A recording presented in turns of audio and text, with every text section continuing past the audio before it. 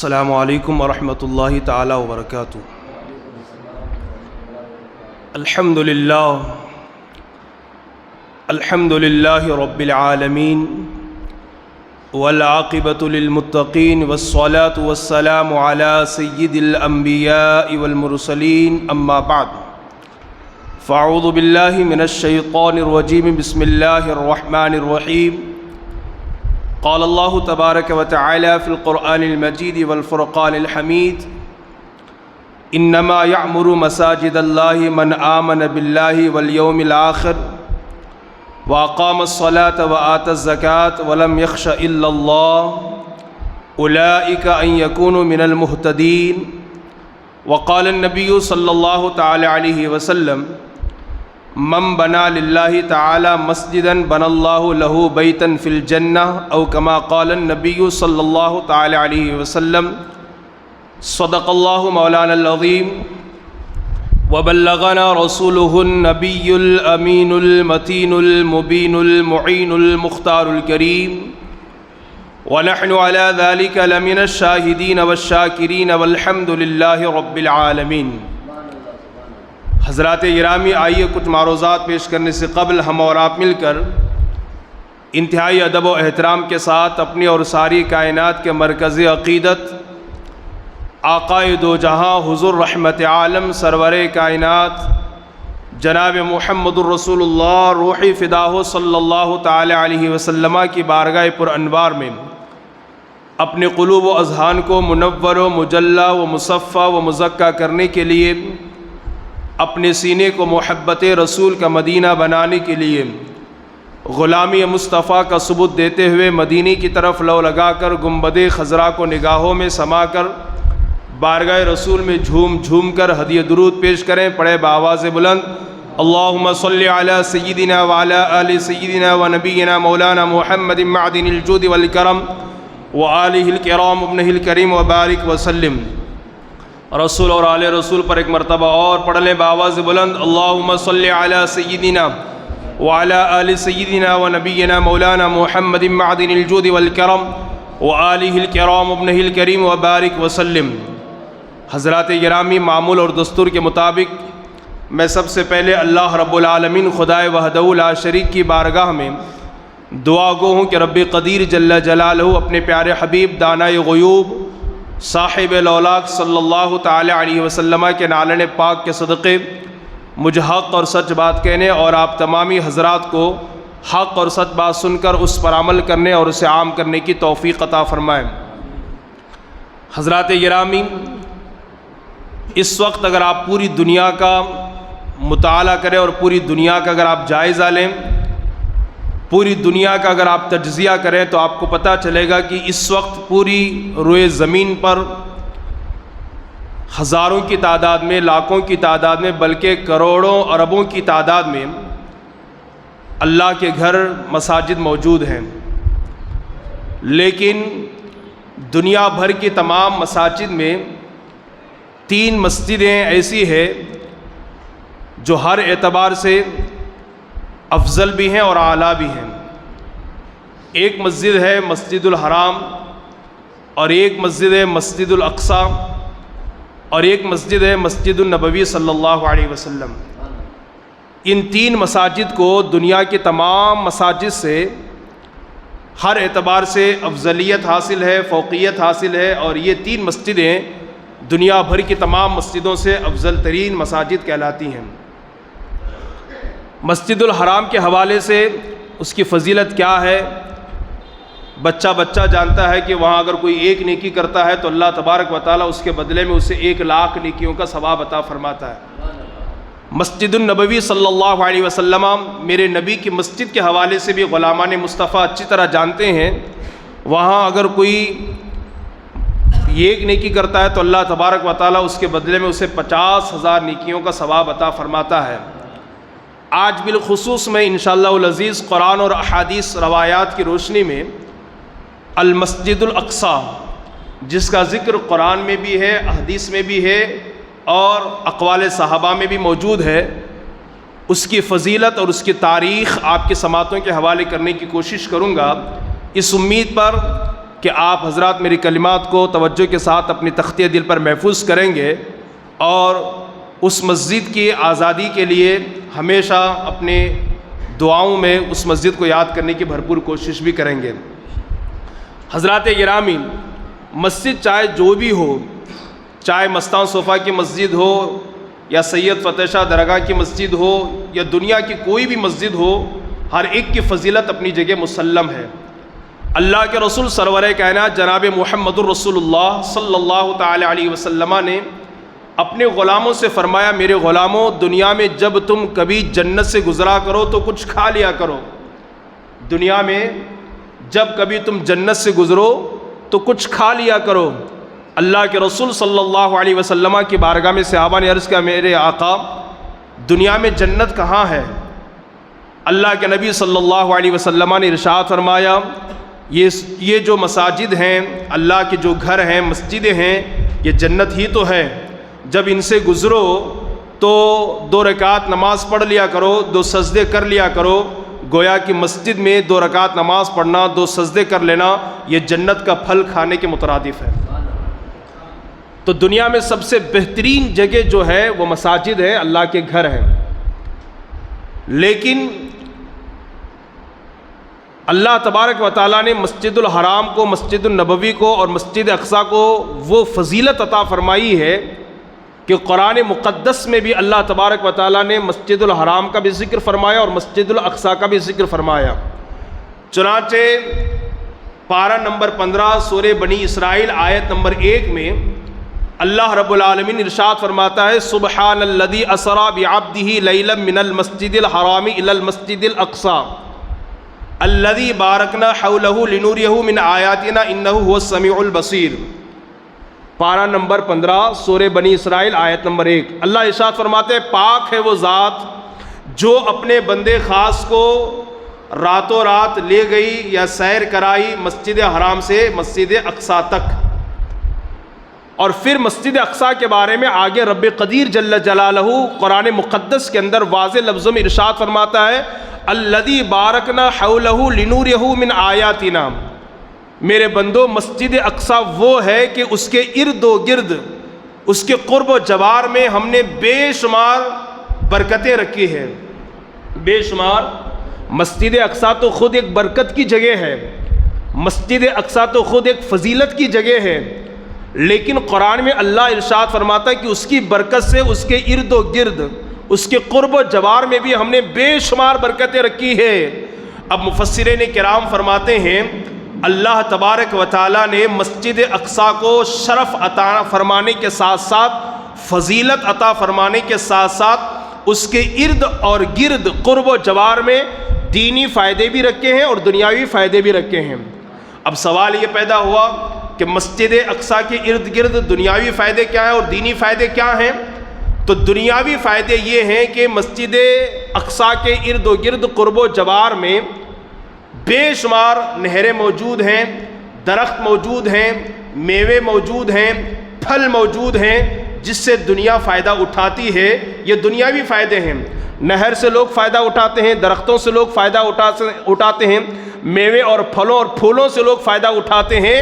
تو اگر آپ وہاں بابل کی سرزمین ہے، شام کی سرزمین ہے، فلسطین کی جو سرزمین ہے، اور مسجد اقصیٰ کے قرب و جوار کا اگر آپ مطالعہ کریں، جائزہ لیں، تو آپ کو پتہ چلے گا کہ کثیر تعداد میں نہریں بھی موجود ہیں، درخت بھی موجود ہیں، میوے بھی موجود ہیں، پھل اور پھول بھی موجود ہیں۔ یہ دنیاوی برکتیں ہیں۔ دینی برکتیں کیا ہیں؟ تو علماء فرماتے ہیں، مفسرین کرام فرماتے ہیں کہ سب سے زیادہ انبیاء کرام اگر کہیں انہوں نے قیام فرمایا ہے، ان کا اگر مسکن ہے، مدفن ہے، تو وہ بیت المقدس کی سرزمین ہے اور اس کے اطراف اور اکناف کی سرزمین موجود ہے۔ اگر آپ دیکھیں تو بے شمار انبیاء کرام نے بیت المقدس کی طرف ہجرت فرمائی ہے اور اس کو اپنا مسکن بنایا ہے اور اس کو اپنا مدفن بھی بنایا ہے۔ یعنی آج بھی ان کی قبریں بیت المقدس میں موجود ہے یا تو اس کے قرب و جوار میں موجود ہے۔ آپ دیکھیں، ابراہیم خلیل اللہ علیہ السلام جلیل القدر پیغمبر ہیں۔ تمام نبیوں میں ہمارے نبی کے بعد سب سے بڑا مرتبہ ابراہیم خلیل اللہ علیہ السلام کا ہے۔ ان کی مزار اگر کہیں ہے تو بیت المقدس کے سرزمین پر یعنی فلسطین کے سرزمین پر موجود ہے۔ حضرت اسحاق علیہ السلام حضرت ابراہیم کے بیٹے ہیں، ان کی مزار شریف اگر کہیں ہے تو فلسطین کے سرزمین پر ہے۔ حضرت یعقوب علیہ السلام وہیں پر ہیں، حضرت یوسف علیہ السلام یعقوب علیہ السلام کے بیٹے وہیں پر موجود ہیں، حضرت موسیٰ علیہ السلام بھی وہیں پر موجود ہیں، حضرت زکریا علیہ السلام، حضرت داؤد علیہ السلام، حضرت سلیمان علیہ السلام اور حضرت عیسیٰ علیہ السلام کی ولادت اور انہوں نے جو نبوت کا اعلان فرمایا ہے وہ بیت المقدس کی سرزمین ہے۔ اس طریقے سے بے شمار انبیاء بنی اسرائیل کا مسکن مدفن دنیا میں اگر کوئی جگہ ہے تو وہ فلسطین کی سرزمین ہے اور بیت المقدس کی دھرتی موجود ہے۔ یہ دنیاوی دینی برکتیں ہیں جس کو اللہ تبارک و تعالیٰ نے جو اس سرزمین کو عطا فرمایا ہے۔ حضرات گرامی، بیت المقدس کے ارد گرد اللہ نے دینی برکتیں بھی رکھی ہے اور دنیاوی برکتیں بھی رکھی ہے۔ اس سے پتہ چلا کہ اس کے ارد گرد اللہ نے بے شمار برکتیں رکھی ہے۔ اسی طریقے سے اگر آپ احادیث کا مطالعہ کریں تو آپ کو پتہ چلے گا احادیث کے اندر بھی جا بجا مقامات پر اللہ کے رسول سرور کائنات صلی اللہ علیہ وسلم نے المسجد الاقصیٰ، جسے مسجد اقصیٰ کہا جاتا ہے، اس کی فضیلت کو بیان فرمائی ہے۔ آئیے میں چند حدیثیں آپ کے سماعتوں کے حوالے کر کے اپنی گفتگو کو آگے بڑھانے کی کوشش کروں۔ اللہ کے نبی صلی اللہ علیہ وسلم نے ارشاد فرمایا کہ جب اللہ کے نبی حضرت سلیمان علیہ السلام نے بیت المقدس کی تعمیر فرمائی اور اس کی تعمیر سے جب فارغ ہوئے تو آپ نے خوشی میں جانور ذبح کیے، آپ نے اونٹ ذبح کیے اور لوگوں کو کھلایا۔ آج بھی ہوتا ہے، کوئی شخص اگر گھر بناتا ہے تو دعوت رکھتا ہے، لوگوں کو کھلاتا ہے خوشی میں کہ میں نے اپنا گھر بنایا ہے۔ یہ اللہ کے نبی حضرت داؤد کے بیٹے، ان کے شہزادے حضرت سلیمان علیہ السلام ہیں جنہوں نے بیت المقدس کی تعمیر فرمائی، اور جب اس کا کام مکمل ہوا تو خوشی میں آپ نے کئی جانور ذبح کیے اور لوگوں کو کھلایا۔ اللہ اکبر۔ ادھر رب ذوالجلال نے حضرت سلیمان علیہ السلام سے فرمایا، سلیمان تم نے میرا گھر بنا کر، میری گھر کی تعمیر کر کے مجھے خوش کر دیا ہے، اب تم جو مانگو گے میں تمہیں عطا کروں گا۔ یہ کون کہہ رہے ہیں؟ ہمارے نبی فرما رہے ہیں، اللہ کے رسول فرما رہے ہیں، سلیمان تم نے ہمارا گھر بنایا ہے، ہمارے گھر کی بنیاد ڈالی ہے اور ہمارے گھر کی تعمیر تم نے کی ہے، اب تم جو مانگو گے میں تمہیں عطا کروں گا۔ حدیث پاک میں ہے، نبی پاک فرماتے ہیں حضرت سلیمان علیہ السلام نے اللہ سے 3 چیزیں مانگی اور 3 دعائیں کی۔ ان میں سے پہلی دعا یہ ہے، حضرت سلیمان نے کہا اللہ مجھے ہمیشہ تیرے فیصلے کے مطابق فیصلہ کرنے کی توفیق عطا فرما۔ بادشاہ تھے نا، بڑے بادشاہ تھے، کیا دعا کی؟ اللہ مجھے ہمیشہ تیرے فیصلے کے مطابق فیصلہ کرنے کی توفیق عطا فرما، کبھی میرا فیصلہ تیری مرضی کے خلاف نہ ہونے پائے۔ شاید آج کسی مسجد کا متولی، کسی مسجد کا سیکریٹری یا کسی مسجد کا کیشر مسجد کا ذمہ دار بننے کے بعد رب کی بارگاہ میں یہ دعا کرتا ہوگا، مولا تو نے مجھے اپنی مسجد کا ذمہ دار بنایا ہے اور لوگوں کا حاکم اور فیصل بنایا ہے، مولا مجھے تو توفیق عطا فرما، میں جب بھی جو بھی فیصلہ کروں تو تیری مرضی کے مطابق فیصلہ کروں، تیرے فیصلے اور تیرے حکم کے مطابق فیصلہ کروں، تیری مرضی کے خلاف کوئی فیصلہ نہ کروں۔ شاید کہ کوئی یہ دعا کرتا ہوگا، لیکن آپ ذرا دیکھیں سلیمان علیہ السلام اللہ کے نبی ہیں، ہم تم جیسے معمولی انسان کا نام نہیں ہے۔ جناب داؤد خلیفۃ اللہ کے نور نظر لخت جگر ہیں، ان سے خطا ہو ہی نہیں سکتی، اس لیے کہ تمام انبیاء معصوم عن الخطا ہیں، وہ گناہوں سے بالکل پاک اور صاف ہیں۔ لیکن رب نے جب یہ کہا سلیمان تم نے ہمارا گھر بنایا ہے، مسجد کی تعمیر کی ہے، ہم خوش ہو گئے، جو مانگنا ہے مانگ لو، تو پہلی دعا یہی کرتے ہیں، التجا یہی کرتے ہیں، مولا مجھے ہمیشہ تیرے حکم کے مطابق فیصلہ کرنے کی توفیق عطا فرما، کبھی میرا فیصلہ تیری مرضی کے خلاف نہ ہونے پائے۔ یہ دعا آپ نے کی۔ اللہ کے نبی نے فرمایا دوسری دعا کیا کی سلیمان علیہ السلام نے؟ حدیث میں ارشاد ہے، وہ کہتے ہیں اے اللہ، اے میرے پروردگار، تو مجھے ایسی بادشاہی عطا فرما کہ اب وہ ویسی بادشاہی میرے بعد کسی کے لائق نہ ہو۔ یقیناً اللہ نے انہیں ایسی بادشاہی عطا فرمائی کہ ان کے بعد ان جیسا بادشاہ پھر کوئی نہیں بنا۔ جنات پر آپ کی حکومت، ہواؤں پر آپ کی حکومت، چرین پرین پر آپ کی حکومت، اللہ اکبر، انسانوں پر آپ کی حکومت، جانوروں پر آپ کی حکومت. آپ کو کہیں جانا ہوتا، آپ ہواؤں کو حکم دیتے، ہوائیں اڑا کر کے آپ کو لے جاتی. آپ کو کچھ کام کروانا ہوتا، آپ جنات سے کہہ دیتے، جنات آپ کے حکم کی تعمیل کرتے اور آپ کے حکم کے سامنے اب جھک جاتے. اللہ نے انہیں ایسی بادشاہی عطا فرمائی ہے کہ اب ان کے بعد قیامت تک ویسی بادشاہی کسی کو نصیب نہ ہوگی. کہتے مولا مجھے ایسی بادشاہی عطا فرما کہ اب میرے بعد ویسا کوئی بادشاہ نہ بن سکے. اب تیسری چیز سنیے، اور پھر مسجد اقصیٰ کا ادب اور احترام اور اس کی فضیلت کا اندازہ کیجئے.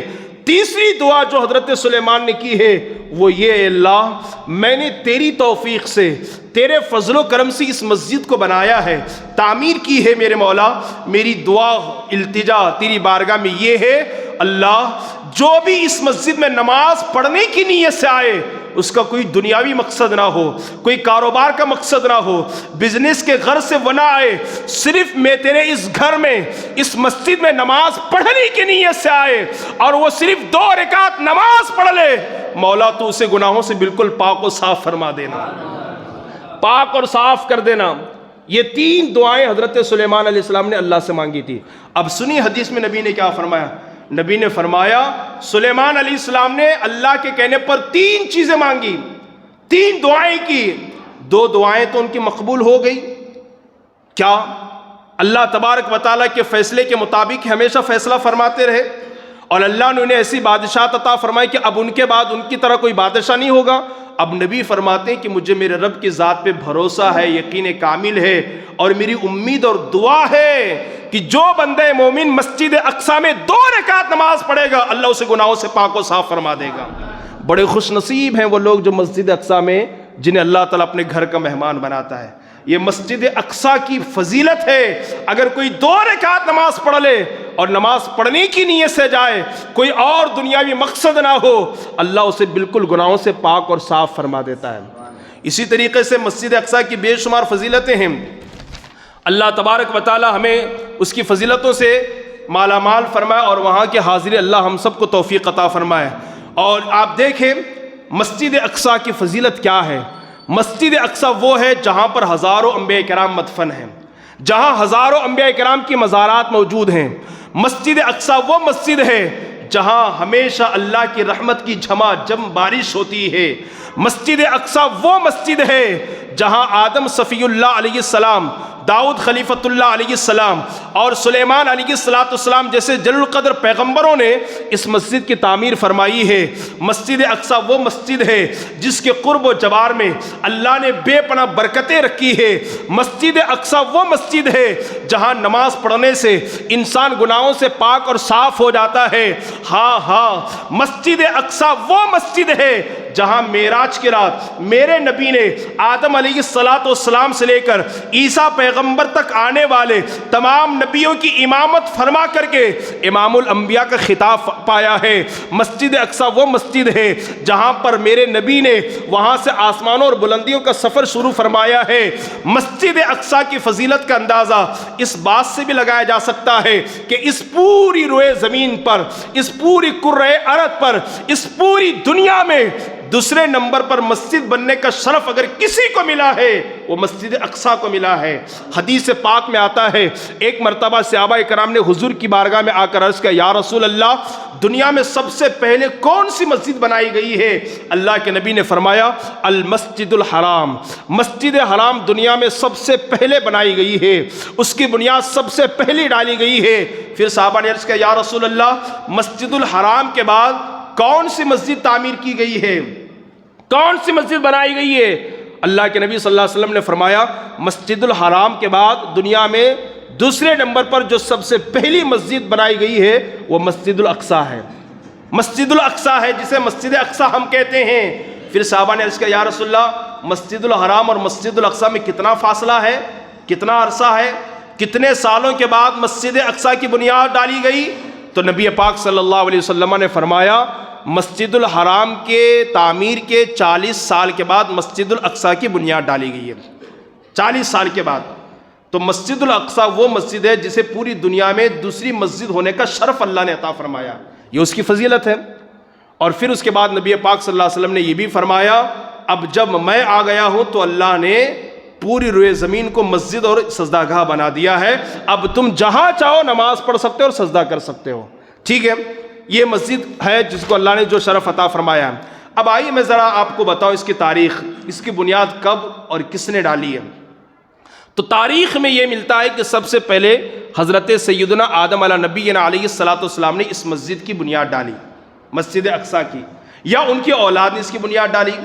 پھر کچھ سالوں کے بعد حضرت نوح کے بیٹے سام نے اس کی بنیاد ڈالی، سام بن نوح علیہ السلام نے اس کی بنیاد ڈالی.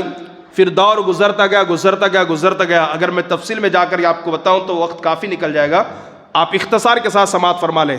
آدم علیہ السلام، پھر اس کے بعد نوح علیہ السلام کے بیٹے نے، پھر آیا دور حضرت ابراہیم علیہ السلام کا.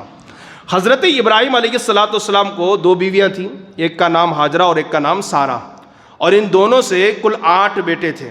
کتنے؟ حضرت سارہ سے 1 بیٹے ہوئے حضرت اسحاق، اور حضرت ہاجرہ سے 7 بیٹے ہوئے، اور ان میں سے ایک مشہور و معروف حضرت اسماعیل ذبیح اللہ ہے. حضرت ابراہیم علیہ السلام نے فلسطین کی طرف ہجرت فرمایا. اب فلسطین تشریف لے گئے، ملک شام، بابل کی سرزمین پر ایک علاقہ ہے، وہاں پر آپ رہتے ہیں، وہاں سے ہجرت فرما کر آپ ملک شام آئے. اور ملک شام فلسطین میں آنے کے بعد آپ کے 2 بیٹے نا، ایک اسحاق علیہ السلام اور ایک اسماعیل علیہ السلام، اور دونوں کو اللہ نے نبی بنایا. حضرت ابراہیم علیہ السلام نے حضرت اسماعیل علیہ السلام کو عرب کی زمین عطا فرمائی اور وہاں آباد فرمایا، یہ یہاں آ گئے. اسحاق علیہ السلام کو حضرت ابراہیم علیہ السلام نے شام کی سرزمین عطا فرمائی اور وہاں آباد کیا. ذرا توجہ رکھیے گا، ابراہیم علیہ السلام کے 2 بیٹے اسحاق علیہ السلام اور اسماعیل علیہ السلام. پھر اسحاق علیہ السلام کے 2 بیٹے، ایک کا نام یعقوب علیہ السلام اور ایک کا نام عیس. کیا ہے؟ عیس. یہ 2 بیٹے حضرت اسحاق علیہ السلام کے. حضرت اسحاق علیہ السلام نے اپنے بیٹے عیس کے بارے میں دعا کی، میرے بیٹے اللہ تعالیٰ تیری اولاد میں بادشاہ اور سلاطین اور سلطان بنائے، اللہ تعالیٰ تجھے حکومت اور مال و ملک عطا فرمائے. اور یعقوب علیہ السلام کے بارے میں بیٹے حضرت اسحاق علیہ السلام نے دعا فرمائی، اللہ تعالیٰ تیری اولاد میں نبیوں کو پیدا فرمائے. یہاں سے ہمیں یہ ذہن ملا، باپ کو چاہیے، ماں کو چاہیے کہ اپنے اولاد کے لیے خیر و برکت کی دعا کریں، اور بڑی معذرت کے ساتھ بد دعا کے علاوہ ہماری زبان سے کچھ نہیں نکلتا ہے. شاید کہ بہت کم لوگ ایسے ہوں گے جو اپنے بیٹے کے لیے ہاتھ اٹھا کر کے دعا کرتے ہوں گے، میرے مولا میرے بیٹے کی نسل میں، اولاد میں عاشقان رسول کو پیدا فرما، اولیاء اللہ کو پیدا فرما، پرہیزگاروں کو، نیکوکاروں کو پیدا فرما، صالحین اور متقین اور زہد و ورع کے مالک بندوں کو پیدا فرما. شاید کہ کوئی باپ دعا کرتا ہوگا، حالانکہ دعا کرنی چاہیے. باپ کی دعا، ماں کی دعا بچوں کے حق میں بہت جلدی قبول ہوتی ہے. عالم صاحب دعا کرے قبول ہو کہ نہ ہو کوئی گارنٹی نہیں ہے، مسجد کا امام دعا کرے قبول ہو کہ نہ ہو کوئی گارنٹی نہیں ہے، لیکن ماں باپ جب بچوں کے حق میں دعا کر دیں اس کی گارنٹی کی دلیل اللہ کے نبی نے عطا فرمائی ہے، اس لیے دعا کرنی چاہیے. اب یہاں دیکھیں ہمیں ذہن مل رہا نا حضرت اسحاق علیہ السلام سے. حضرت اسحاق علیہ السلام کے 2 بیٹے یعقوب علیہ السلام اور عیس. تو عیس کے بارے میں آپ نے دعا کی کہ اللہ تیری اولاد میں بادشاہی عطا فرمائے، اور یعقوب علیہ السلام کے بارے میں دعا کی کہ اللہ تعالیٰ تیری اولاد میں نبیوں کو پیدا فرمائے. ادھر اسحاق علیہ السلام کا وصال ہوا. اسحاق علیہ السلام کس کے بیٹے ہیں؟ ابراہیم علیہ السلام کے. ٹھیک ہے، اور پھر ان کے بیٹے کون ہے؟ یعقوب علیہ السلام. جب ان کا وصال ہوا تو وصال سے پہلے حضرت یعقوب کو آپ نے اپنا جانشین بنایا، حضرت عیس کو اپنا جانشین بنایا، آپ دنیا سے رخصت ہو گئے. ادھر کیا ہوا کہ حضرت عیس کے بارے میں چونکہ مال کی برکت کی دعا آپ نے فرمائی تھی، بڑے امیر ہو گئے، اور حضرت یعقوب علیہ السلام بہت ہی غریب ہو گئے. تو ماں نے کہا بیٹا تم بہت غربت کے شکار ہو گئے ہو، تم اپنے ماما لایان کے پاس چلے جاؤ، اللہ نے انہیں بے شمار دولت عطا فرمائی ہے، وہ تمہاری کفالت کریں گے اور تمہارا بوجھ اٹھائیں گے. اب یعقوب علیہ السلام اپنے ماما لایان کے پاس گئے. کہاں گئے؟ لایان کے پاس. تو ماما بہت خوش ہے بھانجے کے آنے سے، یعقوب علیہ السلام کے آنے سے بہت خوش ہوئے. اور جب وہ جوانی کے دہلیز پر انہوں نے قدم رکھا تو ماما لایان نے اپنی بڑی بیٹی کا نکاح حضرت یعقوب سے کیا. توجہ چاہوں گا، میں آپ کے سامنے تاریخ کا ایک تسلسل پیش کر رہا ہوں. تو ماما نے بڑی بیٹی کا نکاح یعقوب علیہ السلام سے کیا. تو یعقوب علیہ السلام کا جو نکاح ہوا تو اس بیوی سے 4 بچے پیدا ہوئے، پھر ان کا انتقال ہو گیا. ماما نے دوسری بیٹی کا نکاح یعقوب علیہ السلام سے کیا، پھر ان سے 2 بیٹے پیدا ہوئے، پھر ان کا انتقال ہو گیا. کتنے بیٹے ہو گئے یعقوب علیہ السلام کے؟ 6. ٹھیک ہے، پھر ماما نے تیسری بیٹی کا نکاح یعقوب علیہ السلام سے کیا. کس کا؟ تیسری بیٹی کا نکاح یعقوب علیہ السلام سے کیا، پھر ان سے 4 بچے ہو گئے. کتنے ہو گئے؟ 10.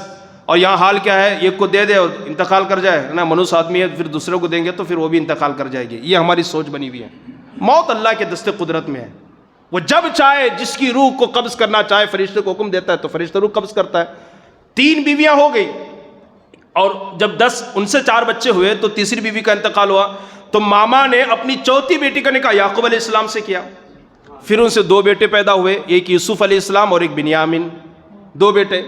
ٹھیک ہے, یوسف علیہ السلام کے بعد 2 سال کے بعد ان کے چھوٹے بھائی بنیامین پیدا ہوئے. ان کی ولادت کے وقت چوتھی بیوی کا انتقال ہو گیا, اور جب ماما کو پتا چلا تو ماما نے 5ویں بیٹی کا نکاح یعقوب علیہ السلام سے کیا. کتنے؟ 5 بیٹیوں کا نکاح کس سے کیا؟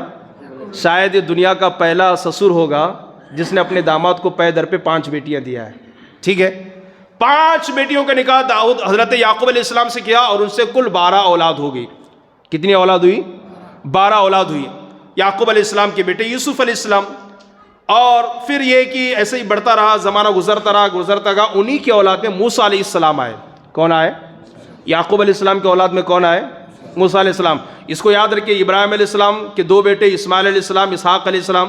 اسحاق علیہ السلام کے 2 بیٹے یعقوب علیہ السلام اور حضرت عیسی. پھر حضرت اسحاق کے 12 بیٹے, 12 بیٹوں میں ایک بیٹے نبی جن کا نام یوسف علیہ السلام, اور انہی کی اولاد میں موسیٰ علیہ السلام یہ تشریف لائے. اب جب موسیٰ علیہ السلام کی بھی داستان بہت طویل ہے. موسیٰ علیہ السلام جب تشریف لایا, جب ان کا دور آیا اور اللہ تبارک و تعالیٰ نے موسیٰ علیہ السلام کو فرعون اور فرعونیوں سے نجات عطا فرمائی, تو اللہ نے موسیٰ علیہ السلام سے فرمایا اپنی قوم کو لے کر کے بیت المقدس میں داخل ہو جائیں, فلسطین میں داخل ہو جائیں. تو موسیٰ علیہ السلام نے اپنی قوم سے کہا, میری قوم, اللہ کا حکم ہے کہ ہم فلسطین میں جائیں, بیت المقدس میں جائیں, چلو چلتے ہیں. اس وقت وہاں پر ایک زبردست ظالم قوم بستی تھی, تو بنی اسرائیل بڑے ضدی قوم تھی, تو انہوں نے کہا کہ ہم جا کر کے ان سے کیا کریں گے؟ مقابلہ کریں گے, ہم نہیں جائیں گے. حضرت موسیٰ نے فرمایا اللہ کا حکم ہے, چلو چلتے ہیں, اگر وہ جنگ کرتے ہیں تو ہم ان کے ساتھ مقابلہ کریں گے, جنگ کریں گے. تو اس قوم نے کہا موسیٰ آپ جائیے اور آپ کا رب جائیے اور جا کر کے لڑے, اور ہم بیٹھ کر کے تماشا دیکھتے رہیں گے. یہ کس نے کہا؟ موسیٰ علیہ السلام کی قوم نے کہا. میری گفتگو خشک لگ رہی ہے آپ کو, ہے نا؟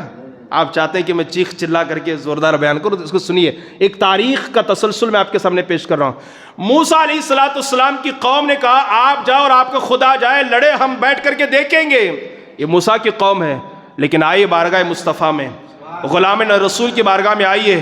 ایک مرتبہ میرے نبی نے تمام مسلمانوں کو جمع کیا اور کسی جنگ کے حوالے سے مشورہ کیا, تو حضرت سعد بن معاذ رضی اللہ تعالیٰ عنہ نے کہا یا رسول اللہ, ہماری جانیں بھی آپ کی قدموں میں حاضر ہے, ہمارے مال بھی آپ کی قدموں میں حاضر ہے, جتنا چاہیں لیں, جو چاہیں عطا کریں, اور ہم آپ کے ساتھ چلنے کے لیے تیار ہیں.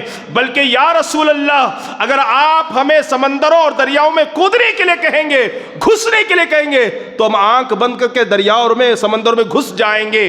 یہ میرے نبی کے صحابہ نے نبی سے کہا تھا. تبھی تو شاعر کہتا ہے نا, دشت تو دشت ہے دریا بھی نہ چھوڑے ہم نے, بحر ظلمات میں دوڑا دی ہے گھوڑے ہم نے. اور حضرت مقداد نے کہا یا رسول اللہ, ہم موسیٰ کی قوم کی طرح نہیں ہے جنہوں نے موسیٰ سے کہا تھا آپ اور آپ کا رب جا کر کے لڑے, ہم بیٹھ کر کے دیکھیں گے. ہم تو آپ کے دائیں بائیں آگے پیچھے قتال کے لیے ہر وقت حاضر خدمت ہیں. یہ حضرت مقداد نے کہا تھا. تو پھر یہ ہوا کہ جب انہوں نے جانے سے انکار کیا اور اللہ کی نافرمانی کی, تو اللہ نے ان پر عذاب مسلط کیا. عذاب کیا ہے؟ میدان تی بول کر کے ایک میدان ہے, اس میدان میں صرف کھنڈورات ہے, جنگل ہے, بڑے بڑے پہاڑ ہیں. 40 سال کے لیے اللہ نے وہیں روک دیا کہ اس میدان سے باہر نہ جائیں. پریشان ہو گئے, 40 سال تک اسی میدان میں در در کی ٹھوکریں کھاتے رہے. کون؟ موسیٰ علیہ السلام کی یہ قوم بنی اسرائیل. پھر حضرت موسیٰ علیہ السلام کا دور ختم ہوا, حضرت داؤد علیہ السلام کا دور آیا. اللہ نے حضرت داؤد علیہ السلام کو بادشاہی عطا فرمائی, اور پھر اللہ نے انہیں نبوت بھی عطا فرمائی. حضرت داؤد علیہ السلام نے فلسطین کی سرزمین پر جہاں حضرت موسیٰ علیہ السلام کا خیمہ نصب تھا, وہیں پر بیت المقدس کی تعمیر فرمائی اور بنیاد ڈالی. لیکن وہ تعمیر مکمل ہونے سے پہلے حضرت داؤد علیہ السلام کا وصال ہو گیا, اور وصال سے پہلے آپ نے اپنے بیٹے سلیمان علیہ السلام کو بلایا اور بلا کر کے کہا کہ اس مسجد کا کام تم مکمل کر دینا. کون ہے بیٹے؟ سلیمان علیہ السلام. ٹھیک ہے, اب حضرت سلیمان علیہ السلام نے مسجد اقصیٰ کی تعمیر کا کام شروع کر دیا, لیکن آپ نے انسانوں سے یہ کام نہیں کروایا. تعجب کی بات یہ ہے کہ جنات سے آپ نے یہ کام کروایا. اور حضرت سلیمان علیہ السلام کا رعب اور خوف دبدبہ اتنا تھا جنات پر کہ جب تک آپ حاضر ہوتے مسجد میں کوئی جن جو ہے نا وہاں سے بھاگنے کی کوشش نہیں کرتا. سارے جنات کام کرتے رہے. حضرت سلیمان علیہ السلام نے اللہ کی بارگاہ میں دعا کی تھی, میرے مولا جب تک اس کا کام مکمل نہ ہو جائے تو مجھے موت نہ عطا فرمانا, اور اگر موت آ بھی جائے تو جنات پر اس کو ظاہر مت فرمانا. ٹھیک ہے, تو یہ دعا کی تھی حضرت سلیمان علیہ السلام نے. اور ایسا ہوا کہ ابھی تعمیراتی کام مکمل نہیں ہوا ہے, مسجد مکمل نہیں بنی ہوئی ہے. حضرت سلیمان علیہ السلام یوں کھڑے تھے اور اسی حالت میں آپ کی روح قبض ہو گئی. روح قبض ہو گئی, آپ کا وصال ہو گیا, آپ یوں ہی کھڑے ہیں. اور جنات صبح و شام دن و رات مسلسل کام کر رہے ہیں, یہ کہہ کر کہ سلیمان علیہ السلام تو بالکل سامنے موجود ہیں. کتنے سال کھڑے رہے؟ لوگ کہتے ہیں نا نبی معاذ اللہ مر کر مٹی میں مل گئے. وہ ظالموں کو کوئی اور نبی ہوگا بناوٹی جو مر کر کے مٹی میں مل گیا ہوگا. جب سلیمان علیہ السلام اپنی قبر میں زندہ ہے تو سلیمان کا آقا اور امام اپنی قبر میں زندہ کیوں نہیں ہے؟ یہ قرآن کے اندر بات موجود ہے, اور یہ قرآن وہ کتاب ہے دنیا کا ہر مذہب کا انسان اس کو پڑھتا ہے, ہر مشرب کا انسان اس کو پڑھتا ہے. 100 سال تک حضرت سلیمان کھڑے رہے. کتنے سال تک؟ 100 سال تک. یہ میں نہیں کہتا, اللہ کا کلام کہتا ہے, اللہ کی کتاب کہتی ہے. روح نکل گئی, آپ یوں کھڑے 100 سال تک کھڑے ہوئے, یوں کھڑے ہیں. اور جنات ڈر کے کام کر رہے ہیں. اور چونکہ جنات کو تعجب بھی نہیں ہوا, اس لیے کہ سلیمان علیہ السلام کبھی کبھی یوں کھڑے کھڑے 1 مہینہ 2 مہینہ 6 مہینہ عبادت کرتے تھے, بغیر کھائے بغیر پیے یوں کھڑے کھڑے 6 مہینے عبادت کرتے تھے. 6 مہینے عبادت کرتے تھے. تو جنات کو یقین ہے کہ وہ عبادت میں مصروف ہے اور ہمیں دیکھ رہے ہیں, مسلسل کام کرتے رہے. اور جنات سے جب مکمل کام ہو گیا مسجد اقصیٰ کا, اللہ کے حکم سے دیمک نے لکڑی کو کھایا اور لکڑی کا کچھ حصہ ٹوٹا اور آپ زمین پر تشریف لائے. تب جنات کو یقین ہوا کہ حضرت کا وصال تو بہت پہلے ہو چکا ہے نا. تو جنات کو لے کر آپ نے تعمیر فرمائی. کون سی؟ مسجد اقصیٰ. اب میں آ رہا ہوں مین پوائنٹ پر. دیکھیے, سلیمان علیہ السلام کے بعد بنی اسرائیل ہی کو یہودی کہتے ہیں. یہودی کا مطلب بنی اسرائیل. حضرت سلیمان علیہ السلام کے بعد ان بنی اسرائیلوں میں, ان یہودیوں میں بدعمالیاں حد سے زیادہ بڑھ گئی. اور یہ قانون ہے قدرت کا, یہ نظام اور دستور ہے. جب گناہ زیادہ ہوتا ہے نا, اللہ کسی ظالم بادشاہ کو مسلط کر دیتا ہے. یہ قانون ہے اور یہ فطرت ہے, یہ نظام اور یہ دستور ہے کہ جب ظلم زیادہ ہوتا ہے, بدعمالیاں بڑھتی ہے, تو کوئی ظالم بادشاہ مسلط کیا جاتا ہے. اور لوگ کہتے ہیں کہ یہاں پر وہ حکومت ہے, یہ حکومت ہے. یہ بھی تو دیکھیں نا کہ ہماری بدعمالیاں کتنی ہیں, ہمارے گناہ کتنے ہیں. حجاج بن یوسف جس نے 90,000 لوگوں کو اپنے ہاتھ سے قتل کیا تھا, اور جو آرڈر دے کر کے قتل کیا تھا اس کی تو کوئی تعداد ہی نہیں ہے.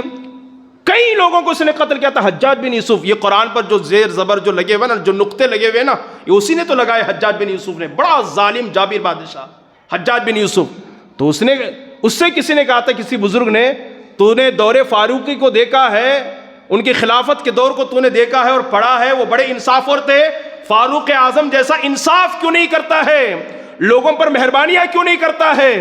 تو حجاج بن یوسف نے کہا تھا کہ تم ابو ذر غفاری جیسے صحابی بن جاؤ تو میں تم پر انصاف کروں گا, عدل کروں گا. اس دور میں ابو ذر غفاری جیسے ایماندار لوگ تھے, فاروق اعظم کا عدل چلتا تھا. آج گناہ بڑھ گیا, بدعمالیاں بڑھ گئی ہے, تو مجھ جیسے ظالم کو اللہ نے تم پر مسلط کر دیا ہے. حکومت کوئی بھی ہو, اگر ہماری بدعمالیاں ہیں تو ظالم بادشاہ مسلط ہوگا. اور یہ میں آپ کو کتابوں کی روشنی میں بتا رہا ہوں. سلیمان علیہ السلام کے بعد بنی اسرائیل میں بدعمالیاں بڑھ گئی, تو اللہ نے ان پر ایک کافر, زابر اور ظالم بادشاہ کو مسلط کیا, جس کا نام ہے بخت نصر. کیا نام ہے اس کا؟ بخت نصر.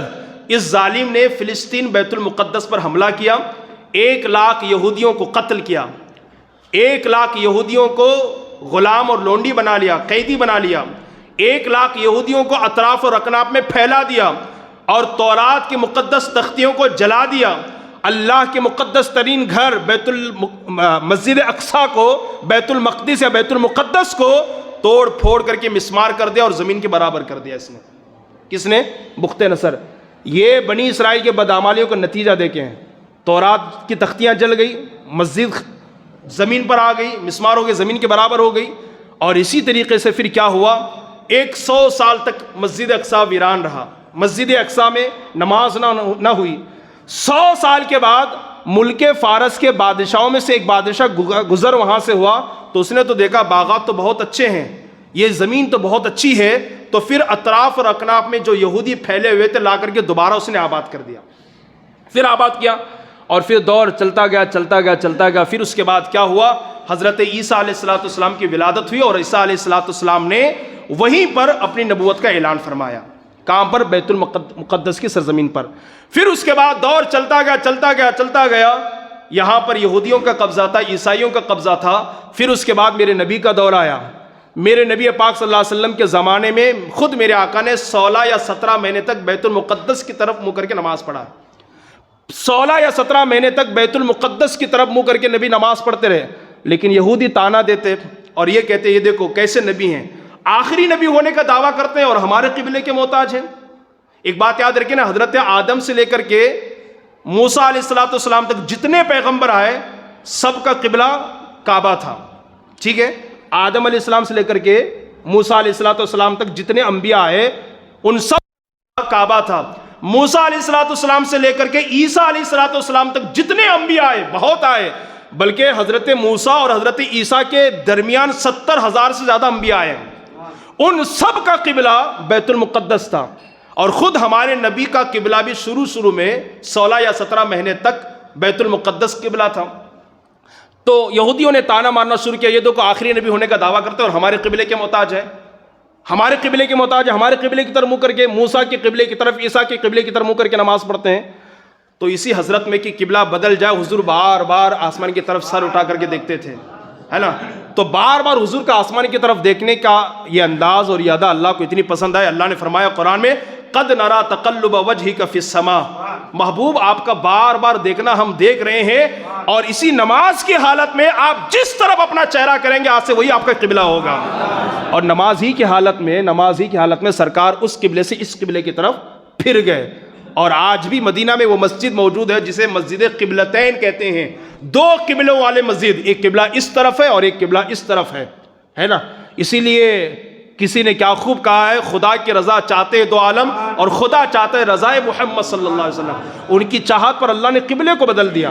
اچھا، یہاں پر بھی جو نا وہ یہودیوں کا قبضہ تھا بیت المقدس کے اوپر. اب پھر اس کے بعد حضور کا دور آیا، حضور صلی اللہ علیہ وسلم ظاہری طور پر دنیا سے پردہ فرما گئے. صدیق اکبر کا دور آیا، تب بھی یہودیوں کا قبضہ تھا. ٹھیک ہے، اس کے بعد دور فاروقی آیا، عمر ابن خطاب کا دور آیا.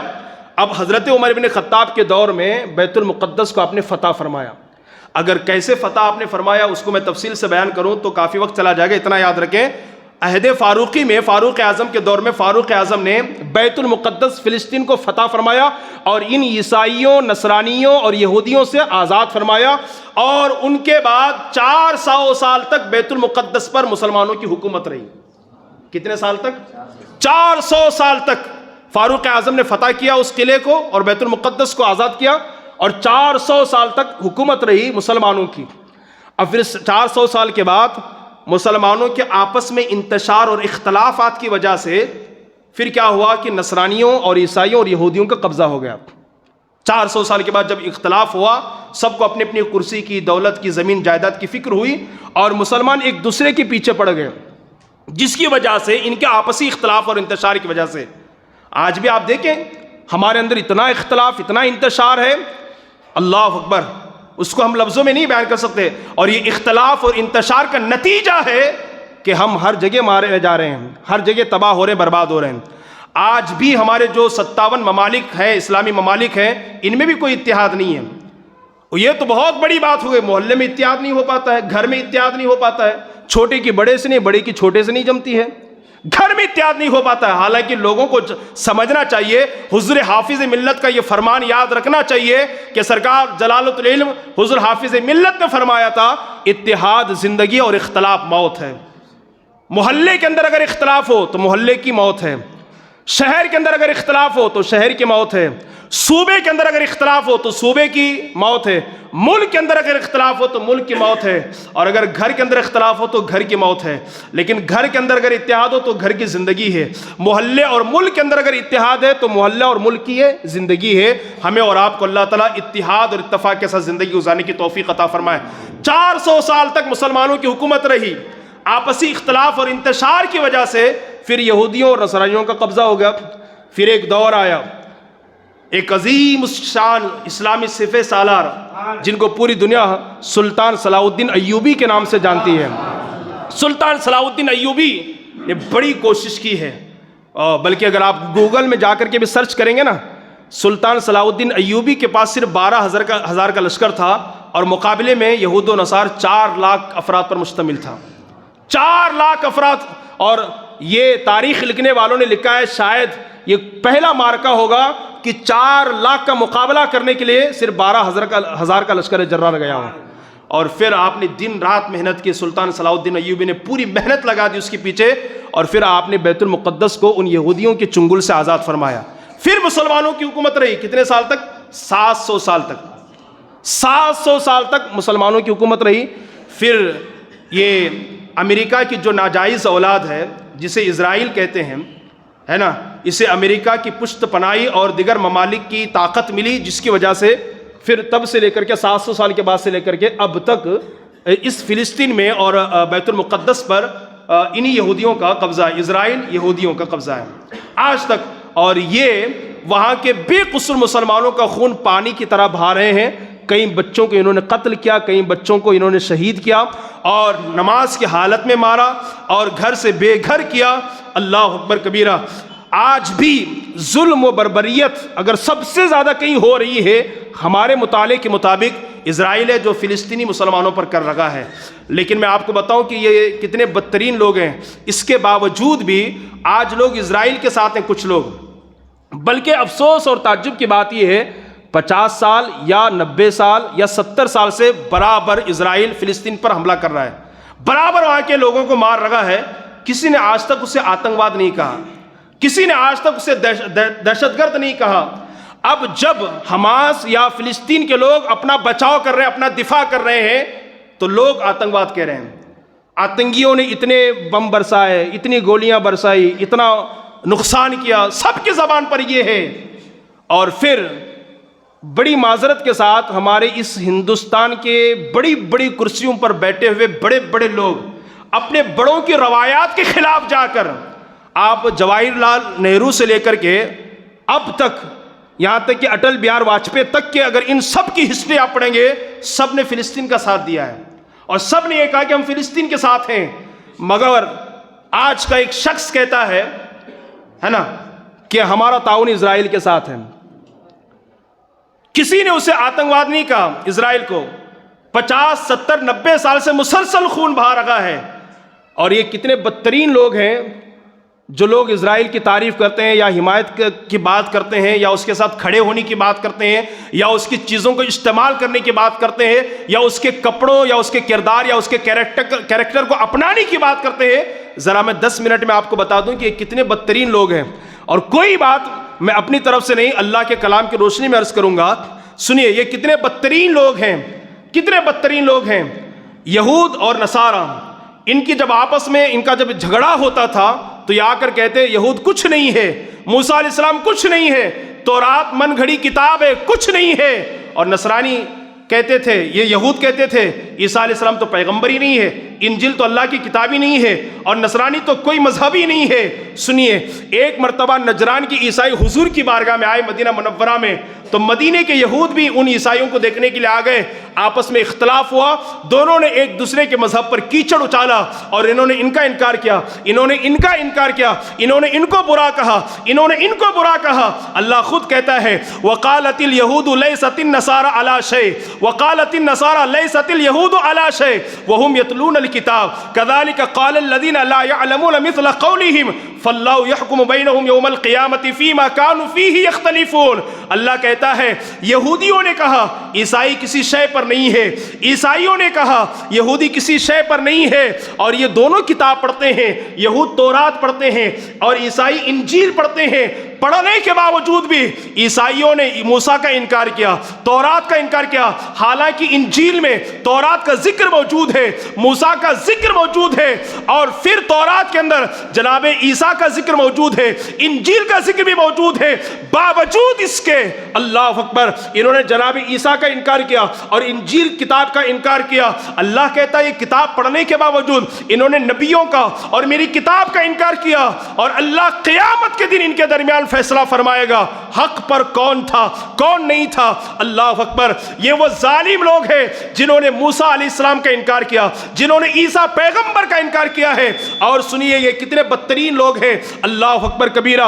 अल्लाह अल्लाह। आज कुछ लोग चाहते हैं कि ईसाई और यहूदी हमसे राजी हो जाए, हमसे खुश हो जाए। अल्लाह अकबर, मैं अपनी ज़बान में बताऊं आपको, अगर इंसान अपनी जिस्म की चमड़ी निकालकर चप्पल बनाकर उनके कदमों में भी डालेगा तब भी वो तुमसे कभी राजी ना हो जाएंगे, खुश ना होंगे। अल्लाह अकबर, ये मैं नहीं कहता, कुरान में खुद रब कहता है और ताकीद के साथ कहता है। अल्लाह अल्लाह, वलन तरदा अनकल यहूद वलन नसारा हत्ता तत्तबिअ मिल्लतहुम, यहूद और नसारा तुमसे हरगिज हरगिज राजी और खुश न होंगे जब तक तुम दीन इस्लाम छोड़कर उनके मजहब में दाखिल ना हो जाओ। आज लोग उनसे कारोबार के ताल्लुकात बढ़ाते हैं, बल्कि कुछ मुस्लिम ममालिक ऐसे हैं जो बड़ी तेज़ी के साथ उनसे अपने कारोबार के ताल्लुकात को बढ़ाते हैं सिर्फ इसलिए कि इज़राइल हमसे खुश रहे। लेकिन कुरान में ये अल्लाह का ऐलान है कि वो हरगिज़ हरगिज़ तुमसे खुश ना होंगे जब तक तुम अपना मजहब छोड़कर उनके दीन में दाखिल ना हो जाओ। और सुनिए ये क्या कितने गिरे हुए लोग हैं, कई हज़ार अंबिया किराम को इन्होंने कत्ल किया है, शहीद किया है। ये अंबिया के गुस्ताख हैं, ये अंबिया के मुनकिर हैं। और सुनिए, जब मेरे नबी ने इन यहूद और नसारा को दीन की दावत दी और रब की बारगाह की तरफ बुलाया, जानते हैं इन्होंने क्या कहा? अरे मोहम्मद, पहले तो रब को दिखाओ और उससे कहो कि वो हमसे बात करे और फिर हम उसके बाद इस्लाम की तरफ आएंगे। अल्लाह अकबर कबीरा। इन्होंने रब की तौहीन की है। और इसी तरीके से इन्होंने कहा अगर आप वाकई अल्लाह के आखिरी नबी हैं तो अल्लाह क्यों नहीं कह देता लोगों इसको मानो, ये मेरा आखिरी नबी है। इस तरह इन्होंने अल्लाह की बारगाह की बेअदबी की है। और सुनिए, बेशुमार इनके बारे में है। बस एक आखिरी बात बताकर अपनी गुफ्तगू ख़त्म कर दूँ। ये बड़े दुश्मन है इस्लाम और मुसलमानों के, और हमेशा इस्लाम और मुसलमानों पर इनका जुल्म अब से नहीं है, 4000 सालों से चला आ रहा है। मस्जिदों को मुनहदिम करना, इस्लामी माँ बहनों को अल्लाह अपने जुल्म का निशाना बनाना, ये इनकी फितरत से बन चुकी है। एक शख्स का नाम आपने सुना होगा जिसे पूरी दुनिया हिटलर के नाम से जानती है, हिटलर के नाम से जानती है। आप गूगल में जाकर के सर्च कीजिएगा, 6 लाख से ज्यादा यहूदियों को अगर किसी ने मारा है तो हिटलर ने मारा है, और मुट्ठी भर के लोग यहूदियों को उसने छोड़ दिया था। मेरे पास बाज़ाब्ता सबूत और दलील है, और मैं आपको हवाला भी दे रहा हूँ किताबों का, और गूगल में भी जाके आप सर्च कर सकते हैं। 6 लाख से ज्यादा यहूदियों को चुन चुन कर दौड़ा दौड़ा कर हिटलर ने कत्ल किया था, और मुट्ठी भर गिने चुने यहूदियों को छोड़ दिया था। किसी ने पूछा था उससे, कहा इनको क्यों छोड़ दिया? ये मुट्ठी भर यहूदियों को मैंने इसलिए छोड़ दिया है बाद में आने वालों को पता चले कि ये कितने शरीर किस्म के होते हैं और इंसानी नुमा जानवर होते हैं, तभी तो जाकर के मैंने 6 लाख से ज्यादा यहूदियों को मारा है। कोई मुझ पर उंगली उठा ना सके कि मैंने इतने लोगों को कत्ल किया है। ये असल में इंसान नुमा जानवर हैं, जिसकी वजह से मैंने इन्हें कत्ल किया है उसका अंदाजा तुम्हें बाद में हो जाएगा। आज देखें, अल्लाह अकबर, आज की ताज़ा तरीन खबर ये है, इसने फिलिस्तीन में खुराक को बंद कर दिया है, पानी को बंद कर दिया है, बिजली को बंद कर दिया है और दवाओं को बंद कर दिया है। आज भी फिलिस्तीन की सरजमीन पर कई बच्चे बिलक और तड़प रहे हैं, लेकिन कोई उसे आतंकवाद कहने के लिए तैयार नहीं है, कोई उसे दहशतगर्द और जालिम और जाबिर कहने के लिए तैयार नहीं है। और बड़े अफसोस की बात है, सिर्फ कुर्सी के लिए और 2024 के इलेक्शन के पेश नज़र लोग उसकी हिमायत कर रहे हैं, लोग उसकी तायद कर रहे हैं। और यहाँ का जो दज्जाली मीडिया है, गोदी मीडिया है, वो बार बार फिलिस्तीन को आतंकवादी कह रहा है।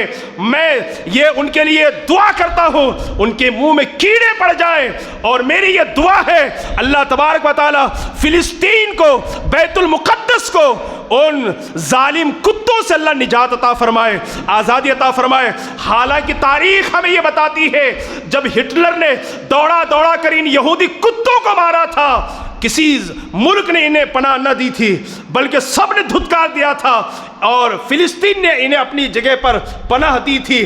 آج حال یہ ہے، فلسطین میں 4 آنے میں یہ لوگ تھے، دھیرے دھیرے بڑھتے گئے، آج فلسطین پر ان کا قبضہ ہو گیا ہے۔ اللہ اکبر، جس ملک نے انہیں پناہ دی ہے اسی ملک کو تباہ کرنے کی یہ کوشش کر رہے ہیں۔ اللہ تبارک و تعالی ان ظالموں سے فلسطین کے مسلمانوں کی حفاظت فرمائے اللہ تبارک و تعالی۔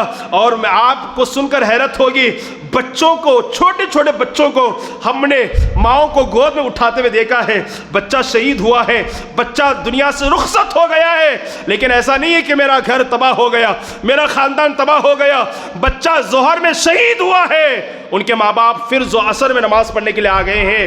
اللہ اکبر۔ اور ان ظالم کتوں کے ہاتھ میں جو بندوقیں ہوتی ہے انہیں دھکا دے کر مسجد اقصی میں گھستے ہیں اور وہ اللہ کی عبادت کرتے ہیں۔ اور کیا اللہ نے جگر انہیں عطا فرمایا ہے، کیا اللہ نے انہیں صبر عطا فرمایا ہے۔ ان کے اس حال کو دیکھ کر بخاری کی وہ حدیث مجھے یاد آتی ہے جس میں میرے نبی نے فرمایا ہے، میری امت میں ایک جماعت ایسی ہوگی جو قیامت تک لڑتی رہے گی اور قیامت تک حق پر ہوگی، ان سے مخالف اختلاف کرنے والوں کا اختلاف ان کا کچھ بگاڑ نہ سکے گا۔ ہاں البتہ بھوک اور پیاس کی بنیاد پر وہ ستائے جائیں گے، مال و زر کی بنیاد پر وہ تڑپائے جائیں گے، لیکن وہ ہمیشہ حق پر رہیں گے اور کوئی ان کا کچھ بھی بگاڑ نہ سکے گا۔ صحابہ نے عرض کیا، یا رسول اللہ وہ کہاں ہوں گے؟ میرے نبی نے فرمایا وہ بیت المقدس اور اس کے اطراف اور اکناف میں ہوں گے۔ بخاری کی روایت ہے۔ اور یوں لاشیں اڑتی ہیں اور یوں وہ نماز کو آ جاتے ہیں، یوں بمبوں کی برسات ہوتی ہے، گولیاں چلتی ہے، لیکن پھر بھی وہ نماز کو آ جاتے ہیں۔ کیا جگر اللہ نے انہیں عطا فرمایا ہے۔ دعا کیجئے، ہو سکتا ہے کسی کی دعا اللہ کی بارگاہ میں قبول ہو جائے۔ اللہ ان فلسطینی مسلمانوں کو اللہ ان کی خیر سے مدد فرمائے۔ اللہ تبارک و تعالیٰ فلسطین کو ان اسرائیلی اور ان یہودی کتوں سے اللہ تعالیٰ اس ملک کو پاک اور صاف فرمائے۔ اللہ پاک بیت المقدس کے حاضر ہم سب کو نصیب فرمائے۔ اللہ پاک وہاں حاضر ہو کر نماز پڑھنے کی ہم سب کو توفیق عطا فرمائے۔ کہنے کو بہت کچھ باتیں ہیں، میں اختصار کے ساتھ آپ کے سماعتوں کے حوالے بیت المقدس کی فضیلت اور اس کی تاریخ آپ کے سماعتوں کے حوالے پیش کیا۔ اللہ تبارک و تعالیٰ ہمیں اور آپ کو کہنے سننے زیادہ عمل کی توفیق عطا فرمائے۔ اللہ تبارک و تعالیٰ ابھی وہاں پر اتنے حالات خراب ہیں، ہمارے یہاں پانی زیادہ گھس جائے بارش میں ہم کتنے پریشان ہوتے ہیں۔ ساری چیزوں پر روک لگا دی گئی ہے، بجلی بند، پانی بند، خوراک بند، ادویات دوائیں بند، ساری چیزیں۔ اور آج کے اخبار میں نے پڑھا ہے کہ اب فلسطینیوں کے پاس صرف اتنا کھانا ہے کہ وہ 1 ہفتے بھر تک کھا سکتے ہیں، اس کے بعد اللہ ہی ان کا مالک ہے، اللہ ہی ان کا مالک ہے۔ لیکن ہمیں اللہ کی ذات پہ بھروسہ ہے، جو حق پر ہوتا ہے اللہ غیب سے اس کی مدد فرماتا ہے، حق پر جو ہوتا ہے اللہ غیب سے اس کی مدد ضرور فرماتا ہے۔ آج بھی اس کی نصرت، اس کی مدد ہمارے لیے آتی ہے اور آتی رہے گی۔